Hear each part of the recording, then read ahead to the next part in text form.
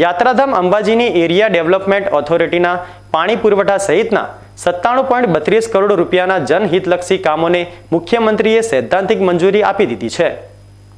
મુખ્યમંત્રી ભૂપેન્દ્રભાઈ પટેલે પવિત્ર યાત્રાધામ શક્તિપીઠ અંબાજીની એરિયા ડેવલપમેન્ટ ઓથોરિટીમાં સમાવેશ કરાયેલા ગામોમાં પાણી પુરવઠા, ભૂગર્ભ ગટર અને સોલિડ વેસ્ટ મેનેજમેન્ટના કામો હાથ ધરવા માટે 97.32 કરોડ રૂપિયાની દરખાસ્તને સૈદ્ધાંતિક મંજૂરી આપી છે। અંબાજી વિસ્તાર વિકાસ અને યાત્રાધામ પ્રવાસન નિયમ સત્તામંડળમાં બનાસકાંઠા જિલ્લાના દાંતા તાલુકાના અંબાજી ઉપરાંત ઝરીવાવ, ચીખલા, જેતવાસ, પાંછાક, રીંછડી, કોટેશ્વર અને કુંભારિયા મળીને કુલ 8 ગામોનો સમાવેશ કરાયો છે। Ambaji area development and pilgrimage tourism regulatory authority દ્વારા પાણી પુરવઠા, ભૂગર્ભ ગટર અને ઘન કચરાના નિકાલની કામગીરી માટે તૈયાર કરાયેલા ડિટેઇલ્ડ રિપોર્ટને ઓથોરિટીની બોર્ડર બેઠકે મંજૂરી આપી રાજ્ય સરકાર સમક્ષ દરખાસ્ત રજૂ કરી હતી।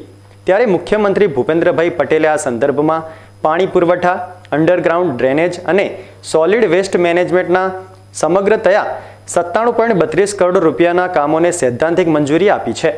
અંબાજીમાં ઉત્તરોત્તર થઈ રહેલા યાત્રિક સુવિધાના વિકાસ કામો તથા પ્રવાસન આકર્ષણોને પરિણામે આ યાત્રાધામમાં દેશ વિદેશના પ્રવાસીઓ મોટી સંખ્યામાં આવતા રહે છે।